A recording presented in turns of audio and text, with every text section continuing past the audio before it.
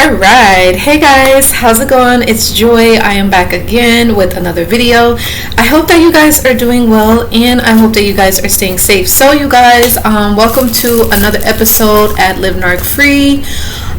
So if this is you guys' first time watching me, my name is Joy and I am a narcissist abuse coach. I have been helping former victims, now survivors, heal, move on, and recover after dealing with narcissistic abuse. So you guys, I kind of wanted to touch on, I have some topics that I do want to share with you all, and actually this was inspiration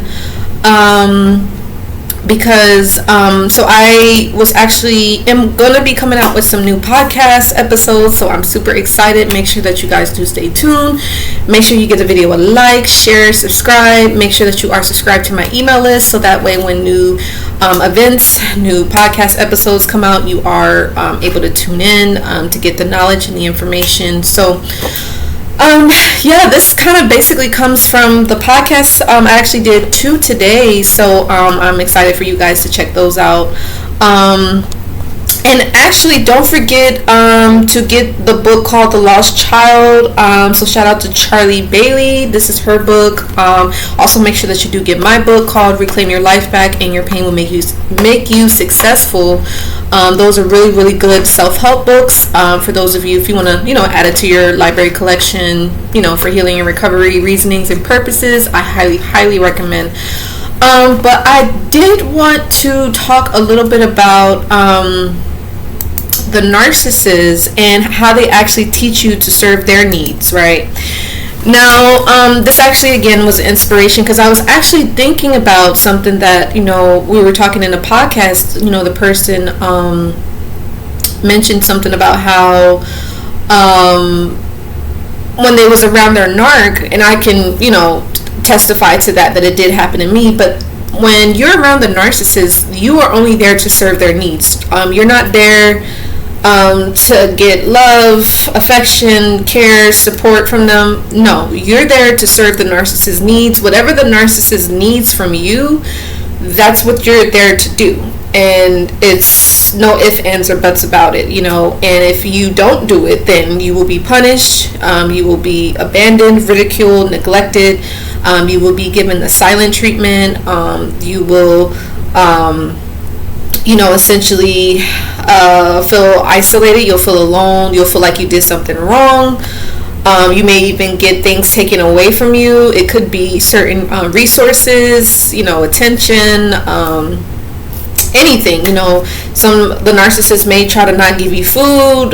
They may try to say, hey, you can't go out this time, or they may say you can't dress this way, or whatever the case is, depending on who the narc is in your life. Or they just may take away all support from you if you are not subscribing to their needs, if you're not doing it for them. And their needs could be literally anything, you guys. Like, their needs could be, again, attention on their end.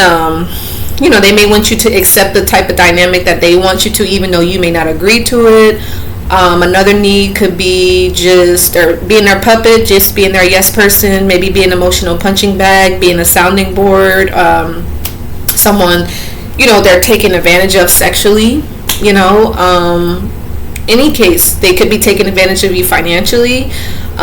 They could be using you for a certain way in which they need you. The narcissist could have any kind of needs. Just like a regular normal person has needs, the narcissist has their own specific needs as well, right? So, okay, yeah. So the thing is when, and that's the kind of the sad part though, is you may be coming to the realization that, the narcissist really doesn't have genuine intentions towards you. You're only there to serve them. Now, I was thinking about this because in the other podcast that I did earlier, we were talking about like what makes you dope, or why do you feel like you're here? What's your life purpose? Yeah, a lot of people like enjoy serving people, meaning they like being of service, like they like being able to help someone, or being able to say like, hey, I was able to support them, I was able to, guide them or be there for them in a way, what I'm saying? Not in a like, oh, look, I did that, but it's just like you really want to help someone that needs your support. You get me? But you're not doing it because you're like doing it like in a negative way or for negative intentions or selfish reasons, right? Or you're not doing it just for like, oh, the gratification of it, like, oh, I helped somebody. But it's like some people just genuinely want to help somebody because they feel good doing it. It like their heart tells them to do it, or it's just something that they could be passionate about that they're helping that person do, kind of thing, right? Versus somebody just doing it out of like, oh, it makes me look good, or oh, people are going to see me in this light, so I got to do it, or so that way people won't look down on me, let me help them out, kind of thing. Or some people may actually help you because they're like, oh, I'm better than that person, so that's why I'm going to help. So that you have different things going on. So anyways, you guys, yeah, so just when it comes to the dynamic between you and the narcissist, just keep in mind that you're only there to serve their needs. Now, this could also be the case too, especially if you grew up in a narcissistic household as a young child, as you were like a newborn up until age like 5, 6 and above. Your narc parent will teach you like, you're only there to serve their needs. Your needs don't matter. What you want doesn't it's not important. How you feel doesn't mean anything. What you need is not in question, right? The narcissist comes first. That's how they're going to treat you when you're a child. For those of you that grew up in narcissistic households, you know exactly what I'm talking about. Now, if you didn't grow up in a household with a narc, then it may be new, or you could just be like, oh, wow, like I never knew that, kind of thing. Now, me personally, when I was age 17, so I was still more so like a young adult, I was a teenager. So from ages 17 to 22, I was in a narcissistic household dynamic. So it kind of came to me in my later years, but it still affected me nonetheless, right? But yeah, I was actually in fact taught to serve the needs of my aunt. Like I said, what I wanted did not matter. It was all about making her happy. It was like what was best for her. And if it didn't make her happy, then it was just like, oh, it was the end of the world. It was, things went left. It was sort of like, she threw a tantrum or got angry, had an outburst, or, it was an argument, screaming, yelling kind of thing. So, you have that going on. So, yeah, if you want to know when it comes to your narc parent or even an in-law, right, they want you around specifically to serve their needs. And this could be the same thing for your romantic partner. Just keep in mind that they don't love you. They don't care about what you want, what you need, what you desire. It's about what the narcissist wants, and you're there to serve them. And that's what it is. So, just something to keep in mind when it comes to dealing with these individuals, or, being around them. Just understand that this is what it is. And at the end of the day, you have the decision, or you may have to think about, okay, well, what do I need to do to get beyond this? Or what do I need to do to remove myself from this individual? Or what do I need to do to heal and recover? Or what do I need to do so I can keep myself safe, right? Keep myself safe and not be affected by this in a short term and long term, right? So yeah, I hope that makes sense. The other thing I wanted to talk about is overcoming obsessing over the narcissist, right? This could be a part 2 for this, but I can tell you guys that this was me many years ago. I must say, back in 2014, 2015, I was obsessed, you guys. And even while like dealing with the narcissist, like dating and all that stuff, just hanging out, I was obsessed. I'm not gonna lie, it became like an addiction. And for those of you that, again, you've dated a narcissist, or you've been around one, or even it could have been a friend. Sometimes you may be obsessed with your friends, or colleagues, coworkers, or anything, bosses. You may be obsessed, but specifically, let's say it's a romantic partner, or a friend, or whatever like that, or even a parent. You might be obsessed about your parent. You might be like, oh, what's mom doing all the time? You may want to be underneath your parent all the time. But yeah, overcoming obsessing about the narc. Because I gotta be honest, you guys, like after I went no contact, it kind of became an obsession to see like what the narcissist was doing. Now sometimes there's a healthy obsession you can have. Now I know that may sound weird, but like, let's say if you have an interest in somebody and you're like, you want to know what they're doing, you want to know how they feel, if you feel obsessed or addicted in that way, it's like, okay, I mean, your intentions may be pure, hopefully, and it's not anything negative or toxic, right? Or it's just like you have your own life, you're doing your own thing, you're busy, and then you check in on your partner or love interest or whatever the case is, right? But when you are coming to understand and to the realization, like, okay, maybe, all right, this person that I was dealing with is unhealthy. They maybe make you feel insecure. They may make you feel low about yourself. They may make you feel less than. They make you feel jealous at times, or maybe they might make you feel uncomfortable, uneasy, and you may find yourself obsessed, and especially after you go no contact with them, right? You may want to know what's on their Facebook page, what's on their Instagram, what's on their YouTube, or what's on their LinkedIn and things like that. Or you could have other people checking in, or you could be doing a lot of like researching about, you and the narcissist, or what happened to you, and why they did certain things, or why they treated you that way, and why, they behaved in that way. Or you could be thinking about the memories, or, the flashbacks are coming into play. So one of the things that could be helpful is to maybe take a break as far as doing the research on the narcissist. Yeah, it's good to educate yourself, absolutely. And I would encourage you all to educate yourself, to know what happened, to know, like, for future reference, so that way you don't make the same mistake again. You get me? But at a certain point in time, you do want to say, okay, you know what, it's time for me to stop watching videos. Maybe it's time for me to stop watching the narcissist, and maybe it's also time for me to give up hope on wanting things to work out with the narcissist, because secretly that's probably what many of us wanted. I know, honestly, I can admit I did want that. Like back in 2015, I was thinking like, okay, you know what, the narcissist is going to leave the new supply and then come back to me, kind of thing. I can admit that was me back in that time, but obviously I've outgrew that, I've changed, and so that's not the case. Absolutely not.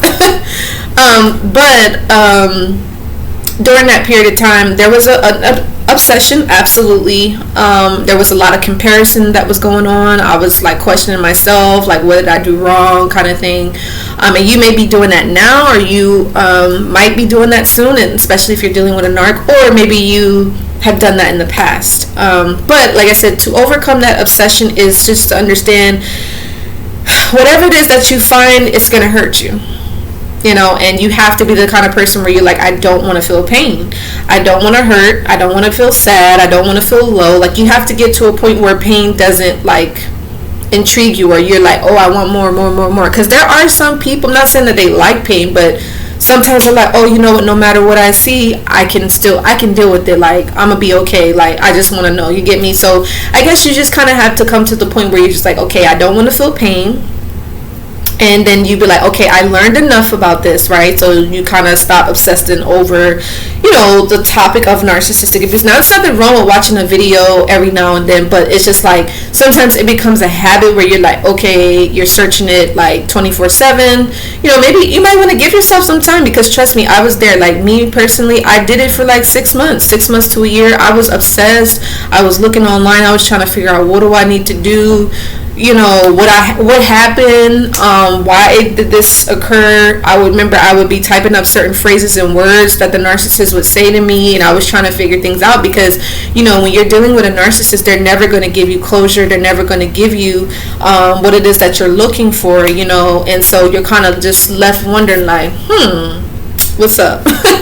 Or you're just like, wow, like, why did they do that? Or why did they say that? Like, you're going to be left with those questions, and obviously the narcissist is not going to give that to you. And a lot of times they do that on purpose, is because they want that door to be open, so that way when they come back around, or when they try to hoover you, that you'll be right there, you'll be waiting for them, and then you fall right into the trap, So you kind of have to get to the point where you give yourself closure, where you give yourself the answers that you're looking for. Or you can go to God and ask God. I say, hey God, I want to let this go. I want to stop obsessing. That kind of stuff. So and then also journaling things out, writing things down. As I always say, talk to someone about it. Another thing as far as overcoming the obsession is be busy. Have a busy life, whether it's like working or going to school or having a project that you're working on or joining a group. Like, you want to get active in your life, so that way you won't even have time to focus on a narcissist. You get me? Like, try new foods, or like I said, start a new activity, or you have to like get busy in your life. So because the thing is like what happens is, like, let's say you're out and about doing your thing throughout the day, you're working, and maybe you're going to school, but then when you come home, then that's when things kick in. The memories come in, the flashbacks kind of come up, especially if you live by yourself. Like, that's when it's probably like the obsession comes in at night, probably like when you're idle, you're about to get ready for bed. That could be a time where you have to learn how to combat those thoughts, combat those flashbacks and those memories. And sometimes the flashbacks and the memories may not be able to go away, but one of the things that you have to train your mind is, you may have to talk to yourself, hey, you know what, that happened, but that was in the past and this is the present, and I'm looking forward to the future, kind of thing, and just speaking things out loud. Say, hey, I love myself, I value myself. Or you can say to yourself, like this, for instance, like, oh, Joy, I love you so much, I care about you, you mean the world to me, God loves you, I love you. Like, you may have to say stuff like that to yourself to kind of combat those flashbacks, those memories. Especially like a lot of the memories could be negative, a lot of the memories could make you feel emotional, it could make you feel a lot of disappointment, it can make you feel a lot of sadness. So you have to kind of say things to yourself, even if you don't believe what you're saying. You have to get into a habit of just saying it to yourself as much times as you need to kind of help with those memories, the flashbacks, and the things that happen to you, right? The triggers, you get me? When it came to dealing with the narcissist. Another thing, as far as obsessing, talk to people. Don't reach out to the narc, though, right? Don't contact a narcissist. And like I said, I don't tell anybody what to do, but this is just something that's going to help you along your journey, right? To help you to move past the hurt and the pain, and the sadness that you feel, because those feelings are completely understandable. They're normal. I felt it too, so I get it. But anyways, you guys, I hope that this video was helpful, like I said, in terms of just understanding the dynamic when you're dealing with a narcissist. Because some people may feel like, you know what, Joy, I want to stay with my narc, I'm not happy, but you may feel like, I don't want to start over, I'm not ready for that, you're like, it's too much to start over, I don't want to meet nobody new, I'm comfortable here, the narcissist is taking care of me, I'm a housewife, or I'm a house, I'm able to take care of myself, that kind of thing, and I'm good. Maybe you might feel like, oh, I'm not going to find anybody else, or it is what it is. The narcissist may has gotten you to the point where you feel like you don't deserve anything better. You feel like where you're at, it is what it is. Like, you feel like you can't do any better. To each his own. But just understand you do deserve better, and you can have better. So it all starts with you. Excuse me. So anyway, I love you guys so much. I hope that this video helps. I would love to know, what was your takeaway? Do you guys feel that the narcissist is you're only in the narcissist's life to serve their needs? Do you feel like when it was on your end, they didn't really care about how you felt? And do you feel like you're still obsessing over the narcissist? I would love to know how you guys are handling that, or have you kind of grew beyond the obsession, right? Because it's funny, I don't know, I have mentioned this in previous videos, but the last time I actually saw anything from the narcissist on my end was back in 2021, where I found out that he was looking on my LinkedIn page. So I found that to be very interesting. I haven't heard from him in years. He could be watching, I don't know, but it is what it is. But anyway, I love you guys so much. Give the video a like, share, and subscribe, and I'll see you on the next video. And don't forget, you guys, try my sugar scrub. I actually sent out an order today, so you guys, please feel free to try it out. You guys are gonna love it. Honestly, it's really good for exfoliation on the skin. It smells amazing, and honestly, I have a lot of people that left me reviews. They love it, so check it out. You would enjoy it.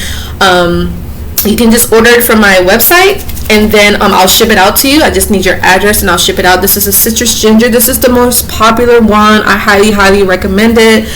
And then I also have my my milk and coconut one. So you're gonna love this one as well. I actually have a new jar so I'm gonna be using this one as a jar. So you guys could get this one as well. Also gonna be getting a bigger size and a new product coming out very soon. So I'm super excited. So make sure that you guys do get it. You're gonna love it. So anyway, I love you guys. Any other way that I can support you, please let me know. Visit my website, and I look forward to hearing from you all. And until the next time, take care. Bye.